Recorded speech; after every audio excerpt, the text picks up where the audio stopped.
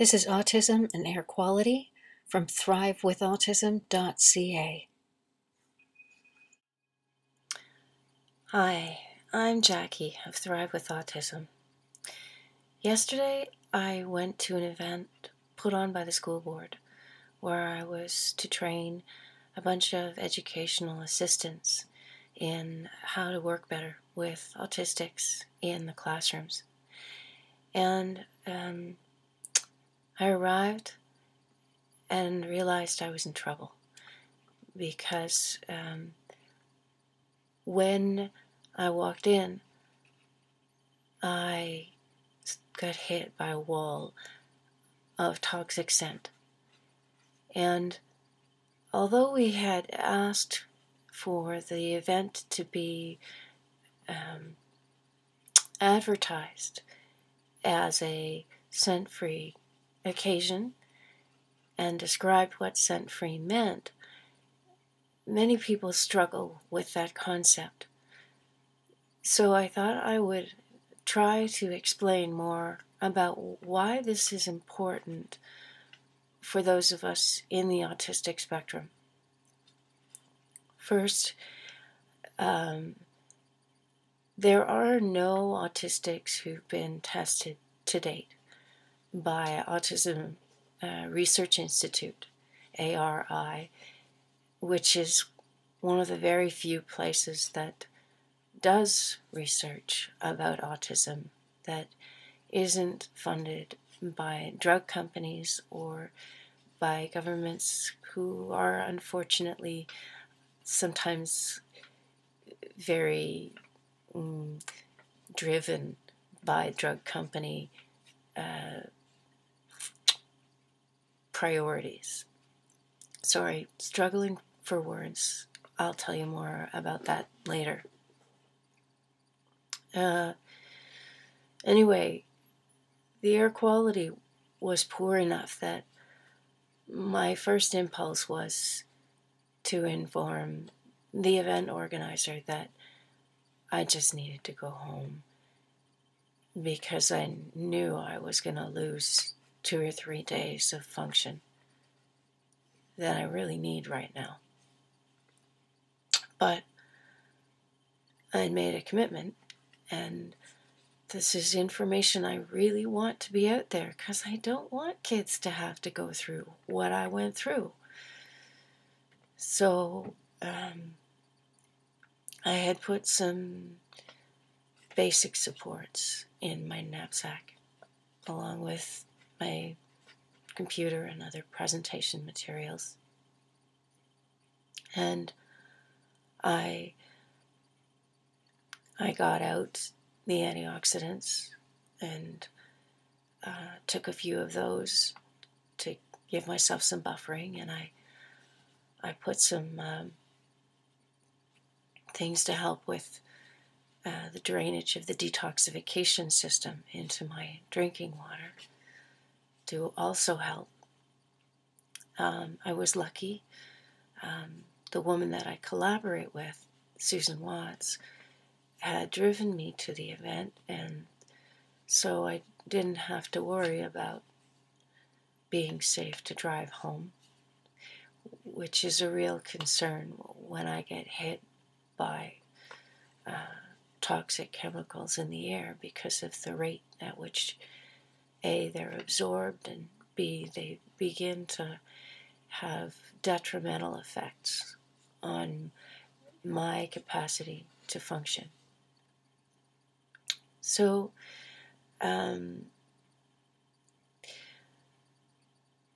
how do I feel usually, and how do I feel now? Well, I live a pretty careful life to keep exposure to a wide variety of things that hurt me in a variety of ways to a minimum. And so maybe I'll start with how I felt yesterday. Yesterday, the first thing that happens when the scent density in a room is high enough is that I begin to get a toxin headache. And and that spreads through the head. And then I start to get ache along the nerves and in muscles and in joints, and then cognitive function begins to be affected. I have trouble finding the words that I need. I get slower in processing things and in putting things together so that I can communicate and so that I can understand and work with what I hear or see or otherwise sense around me. My lungs begin to fill with mucus. I think it's a protective measure. In Chinese medicine, the lungs are downstream from the liver, I think. And so when the liver, which is the main detox organ, is over-challenged, I think the lungs are one of the first places to show the hit. So I was almost over a cold, but today I'm back to coughing and stuffiness, and that began yesterday while I was exposed to the poor air quality. So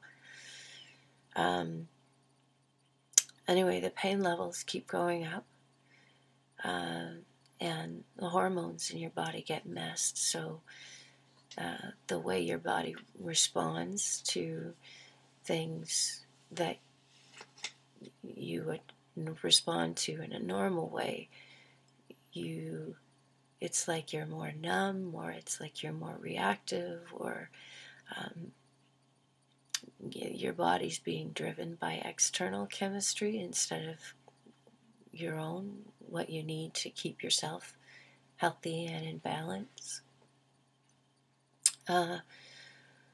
So when I finished the training and got home, I had to cancel a meeting, and I didn't cancel a phone call for later in the afternoon, but I know it was frustrating for the woman that I was having a phone meeting with, because I'm not thinking well, and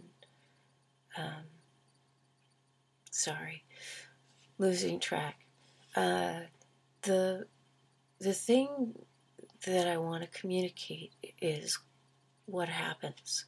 So I kept going downhill until about 7 o'clock yesterday evening, and going downhill means pain levels climbing, confusion and sensory distortion climbing, incapacity to think clearly and get things done, like a sequence of events leading to being able to eat a meal, like preparing that meal.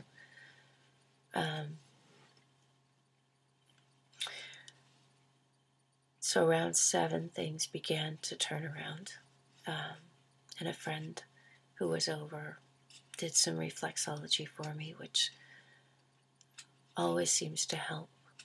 I don't know how it works, but it really seems to calm down the sympathetic nervous system and bring back the parasympathetic, and it's like the whole physiology starts to not repair, but ease somehow. So I was taking antioxidants, I was taking homeopathics, I was taking a variety of things to try to help my body deal with the inflammation, deal with the pain, detox, pull things out of my bloodstream sooner rather than later. And then, packed it in. So this morning, I still have a pretty raging headache, and my lungs and sinuses are much more filled than usual. Days like this, I feel like I'm a smoker, even though I've never had a cigarette in my life, because of the amount of hacking and snorting and spewing I do first thing, trying to clear my lungs enough to breathe, to be awake and moving around, rather than the very low level of breathing we do when we sleep. It's my nervous system. It's as though someone's taken a highlighter and run it along every nerve in my body, and that highlighter is kind of the numb tingle ache that you get when you have a hand or a foot that goes to sleep. So that's the nervous system. The lymphatic system feels like there's sludge, and the sludge is more dense towards the extremities. So my hands and feet are the worst. My calves and forearms are, it's pretty bad. My upper arms, my thighs are less impaired, and the core of my body feels less sludgy, but is still,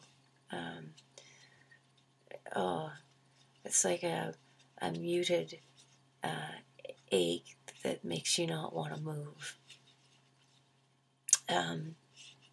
Cognitively, I'm coming back. It's easier to make sentences again. It's easier to find the words, but I'm slower. I'm slower than usual, and that's frustrating.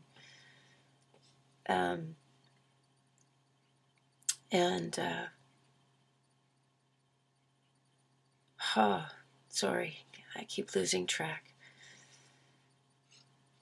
All right, so how do I figure out what it is around me that's doing stuff to me?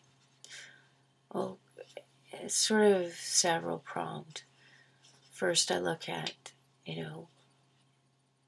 what environments make me feel worse. And then I start researching what's in those environments. And I start putting together the symptoms that are caused by the things in those environments with how I feel. So it's kind of a puzzle that I'm putting together. And so from the inside, I know what the neural disruptors and the hormone disruptors that are in many common scented products actually do to a physiology that isn't buffered by a really well-functioning detox system. And I'd ask you to keep in mind that all autistics have impaired detoxification function. So there's backcasting from my experience, and then there's discussion with other adults in the autistic spectrum, and sometimes kids, because if you mention what it's like to a kid, they'll often go, oh yeah, that's what's happening for me too, which makes me sad. And then there's backcasting from, there are adults who get really ill later in life from brain injury or from brain or nervous system injury, I should say, or from toxic exposures, or, from some kind of immune over-challenge, an illness like Lyme's disease that flattens their immune capacity drops them to a lower level of functioning. Like any ecosystem, you can drop from being a rainforest to a desert fairly quickly. Or some kind of trauma, post-traumatic stress disorder, or there's one more. It's not coming right now easily, so I'm going to leave that for now. But when adults are affected by these things, even one of these things later in life, they've never shown any signs of autistic behaviors before, and all of a sudden they start having behaviors that are consistent with those of us in the autistic spectrum. So that's the second form of backcasting that I look at to figure out what's going on. So what do I wish would change? We humans, through our history, haven't paid a lot of attention to what kind of conditions really allow us to thrive. We know a lot now. We know what kind of diet, from the bone record, what kind of diet people were eating that allowed them to have optimal health. And Lauren Cordain has done some tremendous work on that. We know